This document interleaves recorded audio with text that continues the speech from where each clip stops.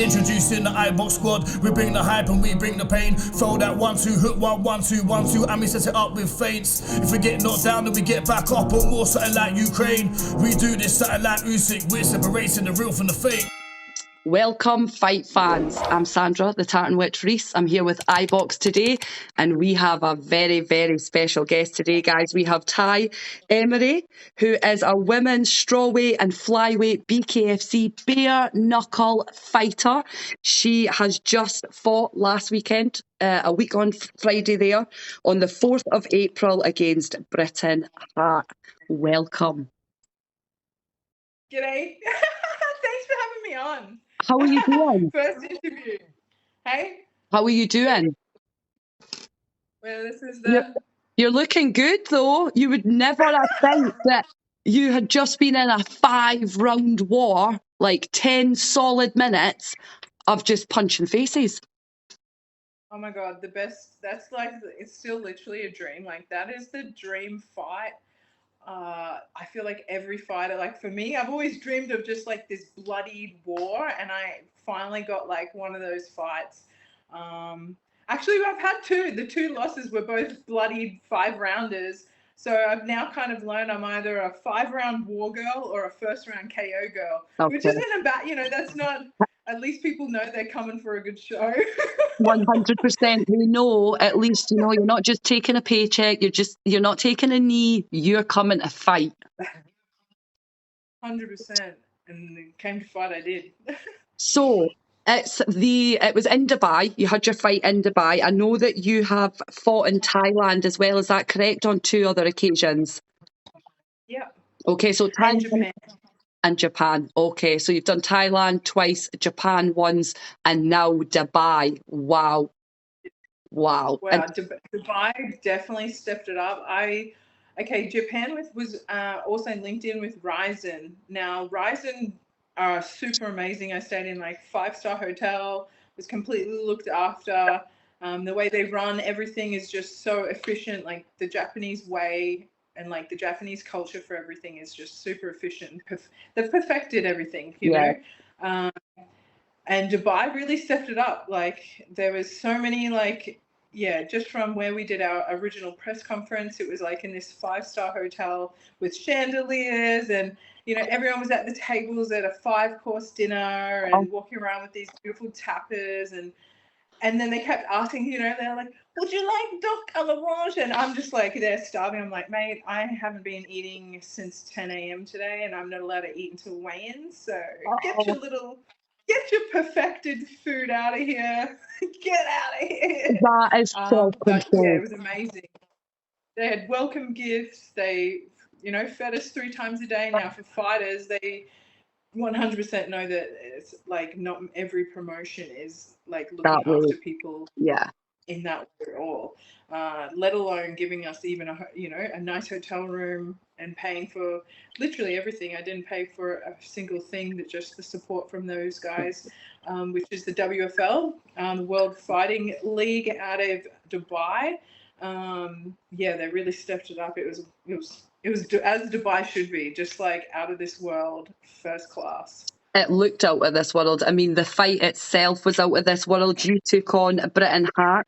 And am I correct in saying it was for the strawweight, or was it the flyweight?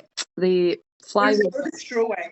For the strawweight. So it was for 115. Yeah, it was for the 115 belt. I fought at 120 pounds in Japan. I definitely feel better at 120, 125. I can fight at 125. 120 is like the best for me. 115 was probably only a challenge because 6 weeks earlier I'd been at 135 because I'd been competing at Power Slap. So if I knew the timelines were different, I definitely probably would have obviously just not done Power Slap and gone into my camp. But who's to know? Like you have to be ready at all times. Everybody knows that, especially when you're the challenger. You things aren't going to go in your favor ever, and you just have to stay ready, be ready, and say yes, sir, and just get straight to work. So that's what I did. I'd never take it back. It was just the best experience. It definitely prepares me for the future. I definitely believe that I am a great challenger and a great contender. And hey, still at heart, I do believe I can be a world champion. No one can ever make me think anything less. But yeah, just definitely excited and kind of know what to fix for the next time. Because there is more, like there's added pressure when it's for a belt. It's a belt. Every fighter, we want belts. Like everybody wants to be able to say like I'm the best, you know, like and like but have like the belt to prove it, like for yourself and for the world. 100%. And I mean, I think I speak for everyone when I say that you're a wonderful contender of the BKFC. You've got, you're a beautiful pressure fighter. You put the pressure on Britain Hart from the first bell until the very, very last round. It was unbelievable. Like you said, I feel like you had to work that little bit harder because you were the challenger. And when you are the challenger, in between us, in the rounds where I was like, yeah, what bitch, you know, like you're like, yeah, what bitch, like I'm fucking tough, you know, and then so it's like kind of funny when you rewatch it and you just think, wow, we didn't even say a word, and you just you're not allowed to flinch either, are you? There's no flinching. No flinch, and so that kind of has to show you, like, you know, it's same in fighting. You can't hide who you are. Like for me, okay, just say you've never met me in your life. You watch one fight, just from how I like to fight, you're gonna read so much about my actual true personality, and like you're gonna be able to learn so much about me because you can't hide these characteristics when you're fighting. So for someone to watch, they're like, okay, she'll fight to the death. She'll never give up. Oh, she don't give a fuck, you know, like that's a one bad, you know, like you can't hide those sort of things. And in power slap, it's even more intense because you have to let them slap you. So people we're designed at a core level to survive. And so people, if they're flinching, it's such an automatic reaction for them because obviously something's happening in their brain or within their bodies, and they're reading these signals, and they're flinching because they're trying to protect themselves. So there's all these other all these small details where you're like, oh my gosh, there's so much more to this than, you know, for me, I love fundamentals than what you would think. Way more fundamentals. And I love seeing the raw core side of like what human nature and human biology wants to do. So for me, I enjoy it because I'm just like, I know who I am. Like, do you know who you are? Okay, cool. You know, like let's see. Like, let's see. You're like and even for yourself, because you're just like, oh damn, she messed me up, and you're like, okay, buddy, we ain't going down. We ain't, you know. Slap is sometimes sorer than a punch. I feel like a slap. If you get I would rather be punched in the face. Like you saw my face with all the blood. Like I would still, hands down, that didn't hurt as much as what power slap did. Yeah, because power slap, it stings, and I don't like that. You can I don't like people pinching me, and I don't like to be slapped unless they slap, you know, give me a booty slap. Like that's kind of cute, like, but like you're gonna slap my face, bro. Like I really don't like that. I agree. I think the power slap is crazy what you said. I do feel like it's one of those sports where you have to do it to actually understand the kind of balls of standing there, not flinching, like you said, ready to take someone's like stingiest shot across your face, and you can't just lose your shit after it and like start pounding her. You've got to stand there calm, wait for your turn to slap. Craziness. So would you do it again, or 100%? Yeah. I think for, you know, until like the next platform for me opens up, I would still like for the rest, you know, probably the end of this year, I'll still be BKFC, Power Slap, and Misfit Boxing. Like that's who I've tied myself to, and until like that opening kind of shows me, And how long is a piece of string? I have no idea. So I don't know if that's going to be in a week or a year or 2 Yeah. years. But until that next stage like presents itself in my life, this is exactly what I'm going to commit to. Because it's who I am. I'm a competitor and I'm a fighter. And I really love, like, I know how blessed I am to be at this level. Like, this is the level that every athlete dreams of being. Yeah. This is something as a little girl I dreamed of being without even realizing this is exactly, the stage that I wanted. So yeah, every day I know how blessed I am, and until like I said, until the next thing comes along, I'll 100% be slapping. I'll be slapping. I actually have a really exciting. I don't know if I'm allowed to say it yet. Okay. But I'm going to be doing a collaboration with someone who I've worked with, and she helped me. I've said she, so that's a clue. And she's helped me like through my fighting career. But we are teaming up, and we have some exciting stuff going on with Power Slap. So that's going to be coming. That's going to be coming up. I don't know if I'm meant to say that. I'm probably going to get in trouble. Don't worry, find out. If you're not, I'm just having a little look at the time there, 29 minutes. If you're not, I can cut it out. I can edit it out. It's not a problem. Don't worry. Don't stress. No, put it in. Put it in. I'm just saying. I'm like, don't get. I said I hope I don't get in trouble. At least you did say that before. You did say that before. So, coming away.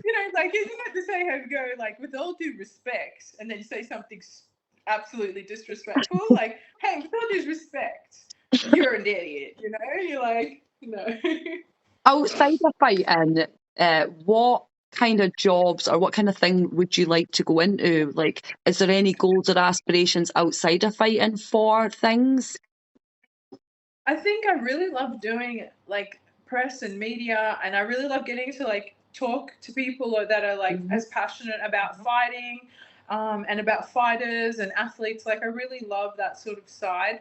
I think something like that would definitely come up to me eventually, just because I really enjoy it, and I always get like such amazing feedback from everyone after I've finished like interviews, podcasts, media days.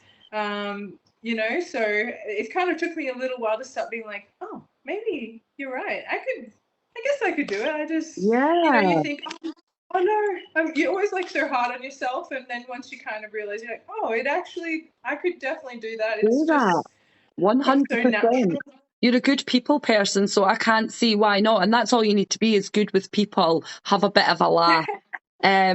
So is there other hobbies that you have aside of, your power slap, your bare knuckle, boxing, Muay Thai? Do you have other hobbies? My hobbies are eating food, training, playing with my dog, tanning. Yeah. No, I love like thermography, and obviously being an electrician, I'm like obsessed with like frequencies, and I really like going into like learning about binaural beats and like what frequencies can do for the body. As well as like with the thermography camera, I really like got obsessed with being able to scan like the human body, seeing like whether different emotional states, their sicknesses, injuries. Like, I'd loved being able to just start to pick and collect this sort of data with that. Healing has taken such a like crazy turn now that we have all these other like instruments and like knowledge, and at the base of it all, like, we're really just a vibration. So I don't know, I like going down the rabbit hole in that sort of way. I'm the same. I agree. I agree. I think it's becoming far more open as well in the world. Spirituality, manifestation, the vibration, energy as well.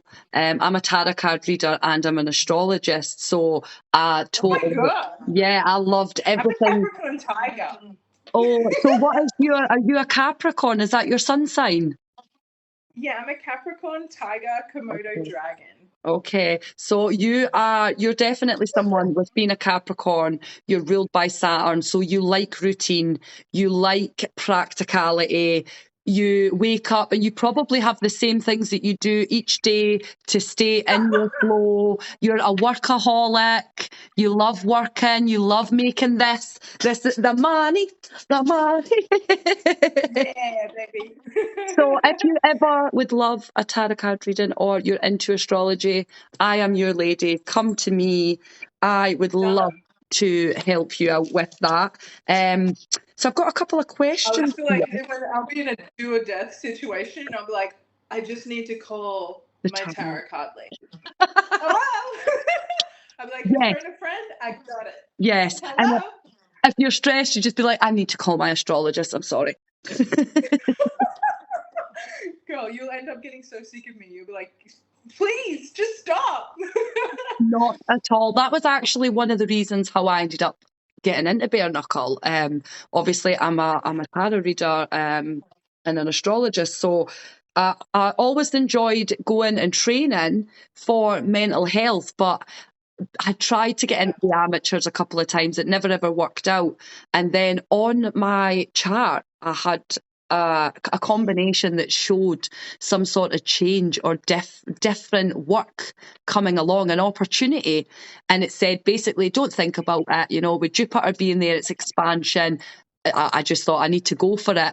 And then I got the fight, the WBKB3 show fight. And then we got like, you gave us a call out, you gave us a shout out before it. I don't know if you remember that.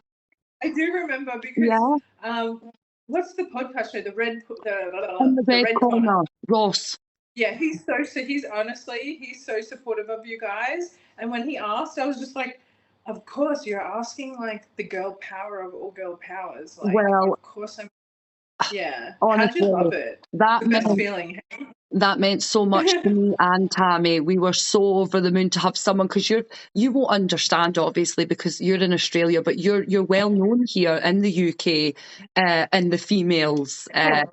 And the BKFC. You're up there. So yourself, Christina Ferrer, Taylor Starlin, Britton Hart, Bex Rawlings as well. You ladies are the kind of the face, and also the Black Widow, Jessica Borga as well. You guys are like the face of BKFC women. So like, to have you send me out a message, I just thought, I need to go out here and I need to punch her face in. I hope you did. I did. Sorry, Tammy. I love you lots and huge respect to her, but I did. I done quite well. I feel like on my first bite. It was my first bite. Just getting in, you already have now become like less than 1% of the universe, because I was like, hey, you're a 1%er just by getting in the ring. And then this guy corrected me over the BKFC Dubai time. He goes, actually, you're a bare knuckle fighter and you're a woman. So the percentage of you is actually, it was like, you know, he actually spat off some 0.017% of the world. It was like he actually had the percentage. And I just remember thinking, I was like, so I'm like less than the 1%ers. And I was just, you just like, you know you're special. I know it. Yeah, you're like, I knew I was special. I always knew it. Now other people know it. I was like, man, I was just trying to like displace this insanity and monetize it or something.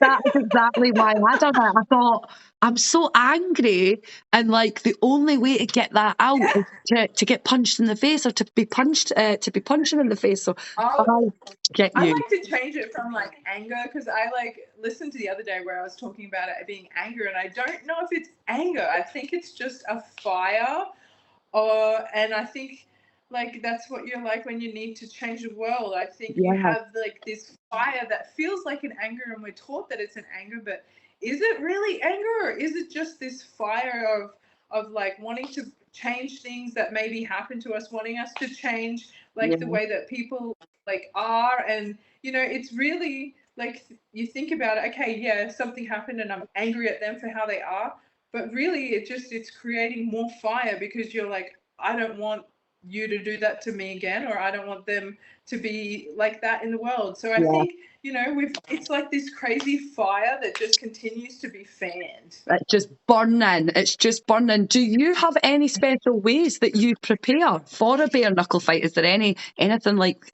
that you do? I think mostly for me, the most important thing is having good sparring, and then I just need to find like always the right pad holder where I'm smashing pads 2 times a day. Like my ultimate is just smashing pads for 45 minutes 2 times a day, and like I'm better prepared doing that than I am doing all this crazy stuff, because it's just teaching me like high intensity. You know, it's 10-minute fight, so it's different. It's totally different training. It's totally different energy systems to what all these other fights are. And when I take more control of my camps and take more control of stuff, like, you know, when I've been my own coach, like all I'm saying is I've always gotten first round KOs. And when I allow like other people to take over, here I am fighting 5-round fights. Right. So this is the thing as well. Like you said, it's one of them. Yeah, for boxing to be a fighter with gloves or MMA, Muay Thai, you do have to have. We've all got to be a bit different. We've all got to be a bit crazy. But I think with bare knuckle, you have to enjoy a scrap. You have to. You have to. Yeah. You have to, and you learn very fast whether that person wants to be like in there fighting. Like you learn very fast whether if someone enjoys and wants to scrap. And not everyone wants to scrap. Yeah, no, you're right. You're 100% right. Now, is there anyone that you would like to fight next? Who's on the horizon for you? Who do you see next? I would love to see what BKFC have in store for me. I think like any girl, like I know even Taylor wants to go for the belt again as well, as do I. I think, you know, we all want eventually, but I think Britt is wanting to like have a big fight and kind of leave BKFC. So, you know, that would leave it uncrowned. So then it would, you know, I think we all want the belt still. Like I'm so you want after a fight like that. Yeah, after a fight like that with how I think it is. Yeah, I'd love the rematch, as would anyone. But I need to see exactly what David and what Connor, you know, think about how I performed and think about how the week went. And at the same time, I'm also happy to bang on with anyone else they put in my way as well. I think you kind of have to be in a position to say yes sir, no sir, 3 bags full sir. And I have no other names. I think the name that should always just stay at the top of my head is Britt, and that's just because she's holding the belt. She's actually my friend, so she's cool as hell. Now, do you have a favourite female bare knuckle fighter or a male, even the male bare knuckle fighter? Do you have any favourites? Nah, I have no favourites. I have nah, to tell you the truth, not really. I don't like need to watch this or like overly like, oh, I love them. Like I love Mike Tyson. Like I'll I'll watch the hell out of Mike Tyson and adore kind of like his way and his journey, even to like the spiritual like little monk that he kind of has become now. I definitely support, you know, a lot of the BKFC fighters, because it's kind of like all fam, and you see who you kind of mold with and mesh with like straight away. It's nice to be around like people who are a bit more of your mentality. You know, each sport you kind of have to hold different sort of traits to be in that sport. So it's kind of like welcoming when you come to BKFC, because you're just like, oh, you're crazy too, I'm crazy. You know, like it's just like it's a feeling of being home. Yeah, a little bit more feeling of being home.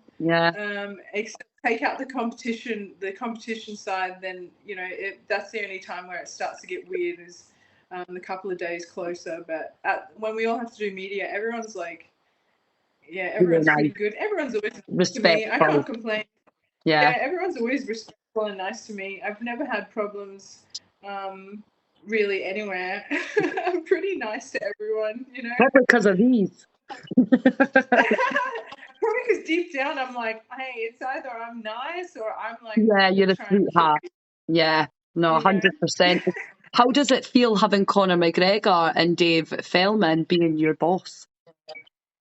That's pretty special. Like, how exciting. Like, my bosses are David Feldman, Conor McGregor, and Dana White, and Mams Taylor. Like, these are four powerful, these are the top guys right now. So Yeah. yeah, it's so cool. I had David messaging to just like check in on me. I had Conor like super supportive after the fight. He was like a legend actually. He was pretty cool. Even yeah, it feels pretty. Yeah, I can't even say anything. Like it doesn't feel real, but obviously that's someone's reality. So someone's got to live it. May as well be me. Yeah, I like that. I like that.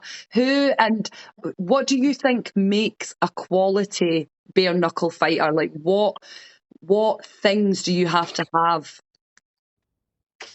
Well, right now I think Trout's showing like high promising like leadership as like a world champ. Him and Kai Stewart are pretty up there in their skill levels. One's coming from a wrestling and one's coming from a boxing background, and both have completely adapted it into the sport.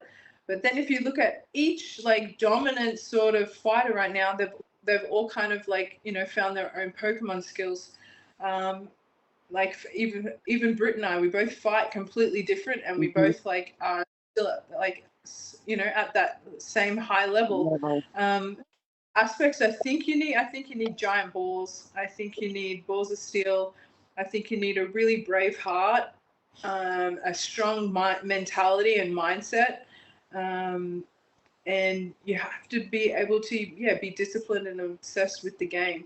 I think having good hands and being able to stay calm under pressure with pain, because it's painful. It's each time you're punching, it's painful. It's not like no one comes out the super winner at the unless my KO fights, I came out and I was like, oh, that was easy, like that was a good day at the office. But the other days you're just like, oh wow, I am messed up right now.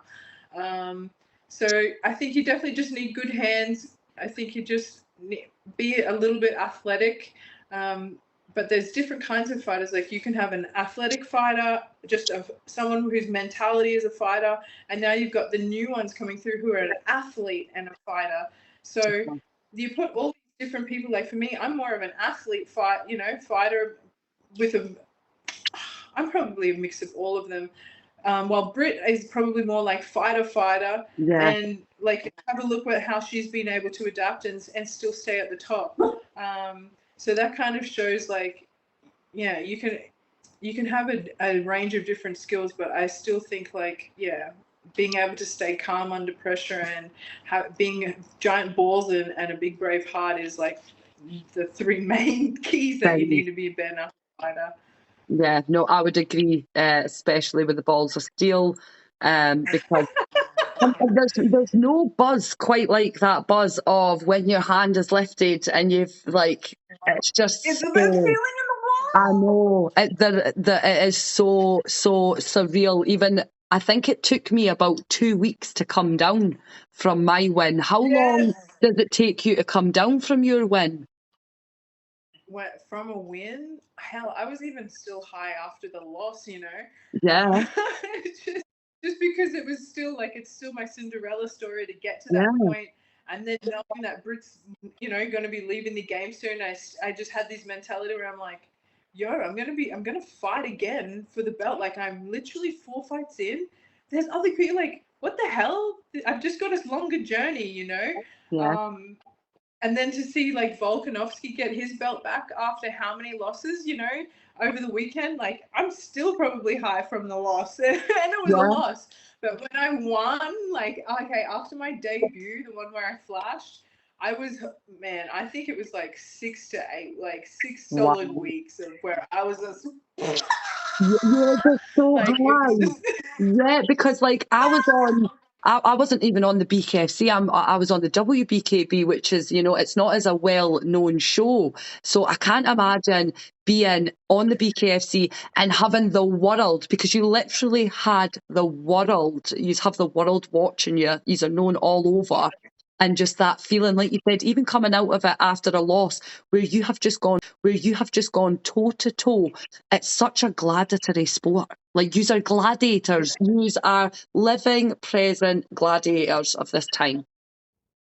100%. And yeah, I think like I was saying, you don't even get fights like that in UFC anymore. Like there's rarely a fight where you're like, that was two gladiators. Like we're all like, Yeah. oh, okay, the BMF, like cool, we know that one's gonna be a gladiator one. But the rest we're still like, oh. So in BKFC, like I really do, I agree. I feel like we're like, yeah, living, breathing gladiators, and like win or loss, as long as you go in there like to the death, like live by the sword, die by the sword, like people are gonna love you, Yeah. no matter what happens, because they respect that. And the fan base that loves bare knuckle tend to know and don't overly go, okay, it's about win or losses, you know, like No, in boxing they only care about who wins, and that's why there's all this padding of records and stuff. While the bare knuckle, like unless you're in bare knuckle, like people actually don't give a shit. They just care whether you go in there to fucking like give it your all. Like go to war. You have more respect out of someone going to war than like, okay, the media. I lost the fight by decision, and I've had more media covering, going like, oh, Tai Emery the warrior, Tai warrior, and you're just like, but I lost, guys. Like, oh, not that I mind. This is nice. This is, you know, you're like, it's because you're appreciated.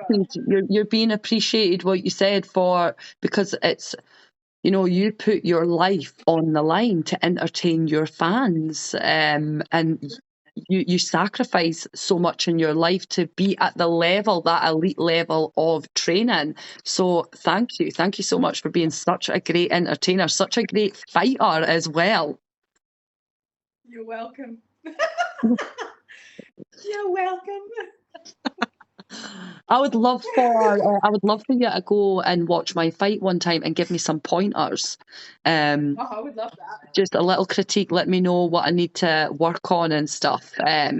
Because like having people like yourself who are real warriors, who are trained and know what to look for, that really, really helps, especially with these little secrets. And I'd love to come down under. I would love to come down under. If I'm ever in Australia, I will drop you a message. I would love a little bit of coaching, a little bit of training, get some content. I haven't been to Australia. I haven't lived in Australia since 2013. Okay, so are you not in Australia anymore? Nomad. No, I'm like proper nomad. So where are you now? Right now, I've been living in Dubai for a year. Before that, I lived in Thailand from 2019. And then before that, I lived in America for like 5 or 6 years. Okay, so you've been away from Australia for quite a long time now. You've been away, spread your wings, lived all over the world. So I can't even, well, I mean, if I'm ever in Dubai, which is very unlikely to get it's there. It's more likely that I would be in Scotland or Ireland. That was my next thing. If you're ever in the UK, please drop me a message. I would love to come and take care of you, take you to some beautiful Scottish spots, maybe go eat and take you to somewhere nice to eat. It would be amazing. Probably Misfit Boxing. All the Misfit Boxing is in UK. Is it? Well, it's not here though in Scotland, is it? It's London usually, the O2. Oh yeah. Yeah. True. I mean, I'm not too far from London. It's about, I think, an 8-hour drive. So it's not too far. What kind of dogs do you have? He's a Chihuahua. That's why I was like, oh, sorry, that's my son.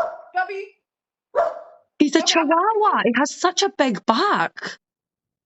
Yeah, because he's Chihuahua Thai Ridgeback. Okay. So he's like a mix. Okay. I love animals. I love dogs. From Thailand.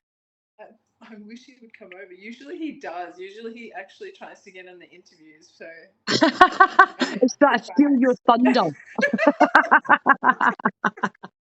there must be someone in the kitchen because he's become on guard. No, well, honestly, Sorry, mate. really, honestly, I can't say it enough. You put in an absolutely gladiatory performance. 5 brutal rounds. You did not take your foot off that gas pedal the whole entire time. I can't wait to see the rematch. Oh, I'd love to. I hope it happens. It's just because, yeah, that's like the same. type of war I love. And it was definitely, it was one of those fights where I feel like go away, come back, do the rematch, and you know, you never know, you could have yourself in a different position. You could be saying, I am the strawweight champion, BKFC world champion. Yeah, we'll see. Let's see what the universe has in store for Tai Emery. No, 100%. I won't keep you any longer. Thank you so much for your time today. And like I say, if you're ever in the UK, make sure you hit me up. Okay. And what I'll do is once this is all edited and stuff, I'll share it on the iBox page and I'll try tag you in. If it won't tag you in anyway, I'll probably share it on Insta and things and tag you in through that way. But okay. Yeah, what a woman. We'll see how that even does it. Oh my God. Yeah. Introducing the iBox squad, we bring the hype and we bring the pain. Throw that 1-2, hook 1-1-2-1-2, and we set it up with feints. If we get knocked down, then we get back up, or more something like Ukraine. We do this something like Usyk, we're separating the real from the fake.